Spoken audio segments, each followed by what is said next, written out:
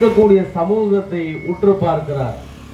உற்று பார்த்தால் பசியால், வறுமையால், நோயால் மக்கள் வாழ்ந்து கொண்டிருக்கிறார்கள்.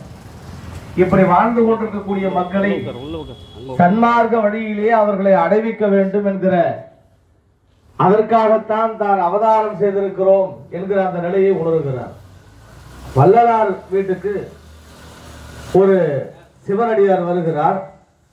அந்த சிவனடியாருக்கு வள்ளலாருடைய தாயார் சின்னம்மை அங்கே அவர்களுக்கு உணவு உபசரித்து அமுது செய்கிறார்கள்.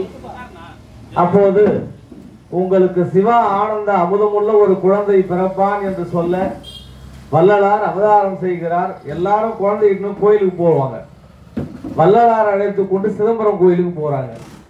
சின்ன குழந்தையாக இருக்கக்கூடிய வள்ளலார் அங்கே நடராஜ பெருமான் தில்லையம்பதியிலே ஆடுகிறார். எல்லாரும் பார்க்கிறாங்க. ஆனா குழந்தை கலகல வந்து சிரிக்கிறது. ஏனென்றால் இறைவனாகிய பரம்பொருள் நமக்காக வந்து உயிர்ந்திருக்கிறார். இந்த சைவத்திலே கூட சொல்லுவார்கள், ஞான குழந்தை திருஞான சம்பந்தர். திருஞான சம்பந்தரை 3 வயதான அந்த குழந்தையை அவருடைய தந்தை இருதயப்பாதர் கோயிலுக்கு அழைத்து சென்று கோயில்ல குளத்துல, அந்த காலத்துல குளத்துல முழுவி மந்திரம் சொல்லுவாங்க. குளக்கரையிலே குழந்தையை உட்கார வைத்து விட்டு அவர் குளத்துல முழுவி மந்திரம் சொல்றார். ஆனா 3 வயசு குழந்தைக்கு அப்பா குளத்துல முழுவி இருக்கிறாங்கன்னு தெரியுமா, மந்திரம் சொல்றாங்கன்னு தெரியுமா? அப்பா கிணத்துக்குள்ள போயிட்டாரு, குளத்துக்குள்ள போயிட்டாருங்கள் என்று உணர்ந்த அந்த குழந்தை அழத் தொடங்குகிறது. அழுத போது அங்கே வானத்திலே இருந்து பார்த்த சிவபெருமான், பார்வதி பக்கத்திலே சிவபெருமானை பார்த்து பார்வதி தாய் கேட்கிறாள், என்ன நியாயம் இது? அந்த சிவனடியார் உன்னை நம்பி அந்த குழந்தையை விட்டு விட்டு சென்றாரே, குழந்தை அழுகிறதே, குளத்தில் விழுந்து விடுமே என்று சொன்ன போது நீயே போய் என்று சொல்ல சிவனும் பார்வதியும் வந்து அந்த உமையவள் இறங்கி வந்து அந்த குழந்தைக்கு அழுகிறது. அழுகிற குழந்தையை பொற்கிண்ணத்திலே பால் கறந்து அந்த பாலிலே சிவானந்த அமுதத்தை குழைத்து அந்த குழந்தைக்கு கொடுக்கிறாள். அதை குடித்த உடனேயே அந்த குழந்தை ஆனந்த கூத்தாடுகிறது. இப்போ குளத்துல முழுவிய அப்பா எழுந்து வந்து குழந்தையை பார்த்தா, நான் குழந்தை ஆடி விளையாடி சந்தோஷப்படுறா, இங்க பால் குடிச்சு வழிஞ்சுக்கிட்டு இருக்கு. அப்ப நடைகிறார், நாம என்ன குடும்பத்தை சார்ந்தவர்கள், பிராமணர்கள், அந்தனர் குடும்பம், ஆச்சாரமா வாழ்றவங்க, யாருக்கிட்டையும் நம்ம பால் குடிக்க கூடாது. நீ யாரிடத்திலே போய் அபச்சாரம் செய்தாய் என்று குழந்தை ஒரு சிறு குச்சேத்து மிரட்ட அந்த குழந்தை சொல்லுகிறது, அப்பா எனக்கு யார் தெரியுமா பால் கொடுத்தது? அதோ பாருங்கள், தோடுடைய செவியன் விடையேறிவோர் தூவெண்மதி சூடி காடுடை சுடலை பொடி பூசியன் உள்ளம் கவர் கல்வன் ஏடுடைய மலரால் உனை நான் பணிந்து ஏத்த அருள் செய்த பீடுடைய பிம்மாபுரமேவிய பெம்மான் இவனன்றே. அப்பா எனக்கு யார் தெரியுமா பால் கொடுத்தது? அதோ பார்த்தாயா வானத்திலே? அவர் எதுல வந்திருக்கிறார்? ஆடி கார்ல வந்திருக்கிறாரா, ஹீரோ ஹோண்டால வந்திருக்கிறாரா? விடை என்று சொல்லக்கூடிய இளம் காளையின் மீது வந்திருக்கிறான் பாருங்கள். தோடுடைய செவியன், அவன் காதிலே பெண்கள் அணியக்கூட தோட்டை அணிந்திருக்கிறான். தோளுடைய செவியன், ஏன்னா அவன் தாயுமானவன். யாரு? சிவபெருமான் தாயுமானவனாக பெண்மைக்கே உரிய இயல்புள்ளவனாக இருக்கிறான். உங்களுக்கு திருச்சிக்கு போனா தெரியும், அங்க இருக்கக்கூடிய சிவனுக்கு தாயுமானவன் அப்படின்னு பேரு. ஏன்னு சொன்னா, ஒரு தாய் சிவபக்தையாக இருக்கிறாள். அவளுக்கு மலை ஏறுகிற பாதி வழியிலேயே பிரசவம் வருகிறது. அப்போது அந்த பிரசவத்தை மகள் நடத்துகிறாள். நடத்து குழந்தை சுகப்பிரசவம் அடைகிறது. அதற்கு பிறகு பிரசவம் முடிந்த பிறகு தன்னுடைய மகள் வருகிறாள். வந்த பிறகு தாயிடத்திலே கேட்கிறார், யார் உனக்கு பிரசவம் பார்த்தது என்று கேட்க, நீதான் பார்த்தாய் என்று சொல்ல, நான் இப்பதான் வரேன்னு சொன்னா அந்த சிவபெருமானே தாயாக மகளுக்கு பிரசவம் பார்த்திருக்கிறான். அதனாலே அவனுக்கு பெயர் தாயுமானவன். அப்ப தாயுள்ளம் கொண்ட அந்த சிவபெருமான் தாய்மார்கள் அணியக்கூடிய தோட்டை அவன் அணிந்திருக்கிறான். அதனாலே தோடுடைய செவியன் விடை ஏறி அவன் இளம் காளையின் மீது ஏறி வந்திருக்கிறான். தோடுடைய செவியன் விடையேறிவோர் தூவென் மதிசூடி. அவன் என்ன கோகுல் சாண்டால் பவுடர் போட்டிருக்கிறானா, இல்ல அவன் என்ன பான்ஸ் பவுடர் போட்டிருக்கிறானா, அவன் என்ன போட்டிருக்கிறான்? சுத்த அந்த விபூதி என்று சொல்லக்கூடிய திரு நீற்றை உடல் முழுவதும் அணிந்து கொண்டிருக்கிறான். தோடுடைய செவியன் விடையேறி ஓர் தூவென் மதிசூடி காடுடைய சுடலை பொடி பூசி. அவன் என்ன வச்சு கிரீடத்துல நிலவை வைத்துக் கொண்டிருக்கிறான். எந்த நிலவு? அரை நிலவு. நிலவை ஏன் வைத்துக் கொண்டிருக்கிறான் என்பதற்கு ஒரு வரலாறு இருக்கிறது. வள்ளலாருக்கு இந்த கற்பிதங்கள் பிடிக்காது, இருந்தாலும் நீங்கள் அதை ஆன்மீகத்தை தெரிந்து கொள்ள வேண்டும். ஏன் இறைவன் சிவபெருமான் தலையிலே ஒரு சிறு பிறையை நிலவை வைத்துக் கொண்டிருக்கிறான் என்று கேட்டால், தட்சன் ஒருத்தர் தான், அவனுக்கு 27 பெண்கள். எத்தனை பேரு? 27 பெண்கள். இந்த 27 பெண்கள் யாருன்னா ஸ்டார் கேர்ள்ஸ், நட்சத்திர பெண்கள். நமக்கு இல்லையா ரேவதி, மிருகசீரிஷம், அந்த மாதிரி ஒருத்தருக்கும் ஒரு நட்சத்திரம் பிறந்திருப்போம். அந்த 27 நட்சத்திரங்கள் மொத்தம், அந்த 27 நட்சத்திரங்கள் தட்சனுக்கு மகளாக பிறந்தார்கள். அந்த 27 பெண்களையும் தட்சன் என்ன செய்யறான்? யாருக்காவது ஒருத்தருக்கு தான் கொடுக்கணும் அப்படின்னு சொல்லி ஒரே மாப்பிள்ளையா பாருன்னு சொன்னா, வானத்திலே இருக்கக்கூடிய சூரியனுக்கு தருகிறாயா என்றால் அவன் எரித்து விடுவான் நெருப்பு, அதனால் அவனுக்கு தர முடியாது. வருணன், வாயு இவர்களுக்கெல்லாம் தர முடியாது. யாருக்கு தருகிறாய்? வானத்திலே பார்க்கிறாயா, அது ஒரு நிலவு இருக்கிறதே, அவருக்கு தருகிறாயா சந்திரனுக்கு என்று சொன்ன போது தட்சன் சொன்னான், நிலவு குளிர்ச்சியானவன், உலகத்துக்கே வெளிச்சம் தரக்கூடியவன், 16 கலைகளை தன்னுள்ளே வைத்துக் கொண்டிருக்கிறான். அதனாலே என்னுடைய மகள்கள் 27 பெண்களையும் அவனுக்கே நான் தருகிறேன் என்று சொல்ல, ஒரு நல்ல நாளிலே திருமணம் நடந்தது. பெரியோர்களை எண்ணி பார்க்க வேண்டும். 27 பெண்களை கட்டி கொண்டான். ஒரு கணவன் புருஷ லட்சணம் எத்தனை போனாலும் கட்டிக்கோ, ஆனால் கட்டிய மனைவியினுடைய கண்ணிலே இருந்து ஒரு சொட்டு கண்ணீர் வராமல் எவனால் பாதுகாக்க முடியுமோ அவன் தான் புருஷன். இவன் என்ன செய்யறான்? 27 பெண்களை கட்டி கொண்டு, நீங்க டிவியில பேஷன் ஷோ பார்த்திருப்பீங்க. இப்போ ஒரு உலக அழகி போட்டியில ஒரு பொண்ணா நல்லா ட்ரெஸ் பண்ணி நடக்க விட்டு மார்க் போடுவாங்க. இப்ப ரிஜெக்ட் பண்ணுவாங்க. அந்த பொண்ணு காது சரியில்லை, மூக்கு சரியில்லை, நடை சரியில்லை என்று தள்ளுவதை போல ஒவ்வொரு பெண்ணாக தள்ளிவிட்டு கடைசியாக ரோகிணி என்று சொல்லக்கூடிய அந்த பெண்ணை மட்டும்தான் இவள் அழகானவள் சொல்லிட்டு சொல்றான். என்னன்னு சொல்லிட்டு, இந்த 27 பெண்களே நல்லா கவனிங்க.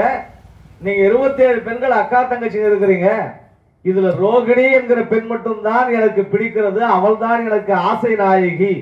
அவள் மட்டும்தான் என்னுடைய மனைவியாக அந்த புறத்துக்கு வர வேண்டும். மற்ற பெண்கள் எல்லாம் அவளுக்கு தோழிமாராக இருந்து பணிவிடை செய்ய வேண்டும், சோறாக்க வேண்டும், துணித்து வைக்க வேண்டும் என்று சொல்ல, இங்க நிறைய பெண்கள் இருக்கிறீர்கள். யாராவது ஒத்துக்குவாங்களா? பெண்கள் எதை வேண்டுமானாலும் விட்டு கொடுப்பார்கள். ஆனால் கட்டிய கணவனை இன்னொருத்தி பங்கு போட விடுவார்களா? பங்கு போடவே விட மாட்டார்கள். ஆனால் ஒருத்தி தான் மனைவியாக இருக்க வேண்டும், மீதி பேரெல்லாம் துணித்து வைக்க வேண்டும் என்று சொன்னால், பாதிக்கப்பட்ட மனைவிகள் எல்லாம் ஒரு மாநாடு போட்டு இந்த செய்தியை தன்னுடைய அப்பாவிடத்திலே சொல்ல வேண்டும் என்று தட்சனிடத்திலே செல்கிறார்கள். தட்சபூபதி இடத்திலே சென்று, அப்பா 27 பெண்களையும் நீங்கள் எந்த குறையும் வைக்கல, எல்லாருக்கும் நகை போட்டீங்க, எல்லாருக்கும் சீர்வரிசை பண்ணீங்க, அந்த சந்திரனுக்கு தானே கட்டி கொடுத்தீங்க. அவர் என்ன தெரியுமா செய்தாரப்பா?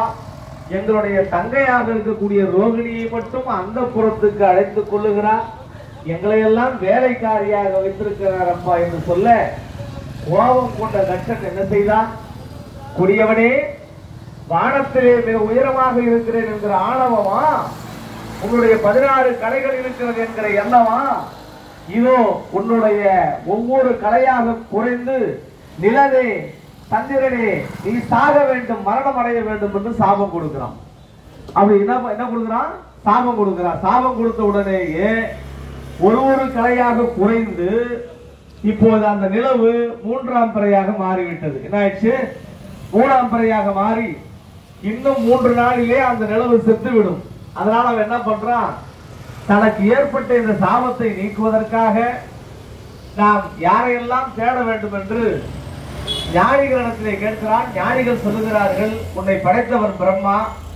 பிரம்மாதானே இந்த உலகத்தில் இருக்கக்கூடிய 30 லட்சம் கோடி ஜீவராசிகளுக்கும் தலையெழுத்தை எழுதி நீ இப்படி வாழ வேண்டும் என்று தீர்மானிக்கிறான். அதனாலே அவனிடத்திலே சென்றால் அவன் காப்பான் என்று சொல்ல, நேராக அந்த சத்தியலோகத்துக்கு செல்கிறார்கள். பிரம்மாவிடத்திலே கேட்க பிரம்மா கேட்கிறார், நிலவே உனக்கு யார் இந்த சாபத்தை கொடுத்தது என்று கேட்க, இந்த சாபத்தை எனக்கு கொடுத்தவன் தக்ஷன் என்று சொல்ல, அவன் சிவபெருமானுடைய மாமனார், அவன் கொடுத்த சாபத்தை என்னால் மாற்ற முடியாது என்று சொல்ல, நீ எல்லாம் ஒரு கடவுளா, உனக்கெல்லாம் 4 தலையா, நீ எல்லாம் வைத்தியசூர் வேதங்களை வைத்து இந்த உலகத்தை படைக்கிறாயா என்று சொல்லிவிட்டு திரும்ப வந்து விட்டான். முனிவர்களை கேட்டான், நான் எங்கே செல்ல என்று கேட்க, நீ வைகுந்தத்துக்கு செல், ஏனென்றால் அவர்தான் காக்கும் கடவுளாக இருக்கிறார், நாராயணத்தை செல்லுங்கள்.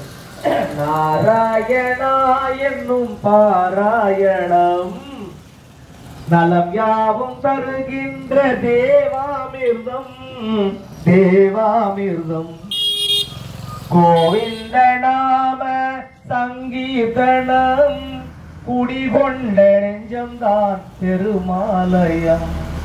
நாராயணா என்னும் பாராயணம் நலம் யாவும் தருகின்ற தேவாமிர்தம், தேவாமிர்தம் படியேறி வருபவர்க்கு பயம் இல்லையே, பாவங்கள் தீர வேறு வழி இல்லையே. திருமலை படியேறி வருபவர்க்கு பயம் இல்லையே, பாவங்கள் தீர வேறு வழி இல்லையே.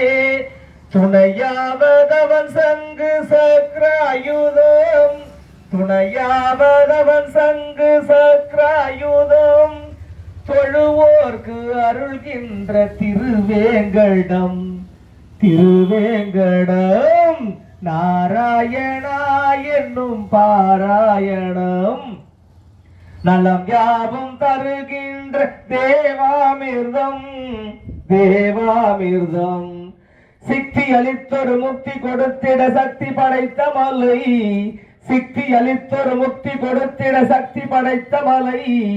தேவர்கள் மூவர்கள் யாவரும் வேண்டிட சேரன் அடைந்த மலை, தேவர்கள் மூவர்கள் யாவரும் வேண்டிட சேரன் அடைந்த மலை. தத்துவ வேதம் உரைத்தது சாரதி நித்தமும் வாழுமலை, தத்துவ வேதம் உரைத்தது சாரதி நித்தமும் வாழுமலை. தாயிரம் இனியவன் தூயவன் மாயவன் என்னை ஆளும் ஏழுமலை, ஏழுமலை ஏழுமலை ஏழுமலை. நாராயணா என்னும் பாராயணம் நலம் யாவும் தருகின்ற தேவாமிர்தம், தேவாமிர்தம். அதனால நீ நாராயணத்திலே சென்றால் கண்டிப்பாக அவன் வரம் தருவான், காப்பான் என்று சொல்ல நேராக வைகுந்தத்துக்கு செல்லுகின்றான். இது மார்கழி மாதம், மார்கழி திங்கள் மதி நிறைந்த நன்னாளால் நீராட போதுவீர் போது மீனோ நேர் இடையீர் சீர்மல்குமாய்ப்பாடி செல்வ சிறுமிகால் கூர்வேல் கொடுந்தொழிலன் நந்தகோபன் குமரன் ஏறார்ந்த கண்ணி யசோதை இளம் சிங்கம் கார்மேனி செங்கன் கதிர்மதியம் போன்முகத்தான் நாராயணனே நமக்கு பரிதருவான் பாரோர் புகழ படிந்தேனோர் என்பாவாய்.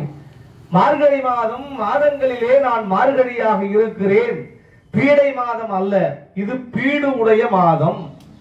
இது ஒரு நாளை 4ஆக பிரிக்கிற போது அதிகாலை நேரம் பிரம்ம முகூர்த்தம் என்று சொல்லுவார்களே, 4:30 தவ முனிவர்கள் ஞானிகள் எழுந்து இறைவனை பூஜிக்கக்கூடிய அந்த அதிகாலை நேரம் தான் இந்த மார்கழி மாதம்.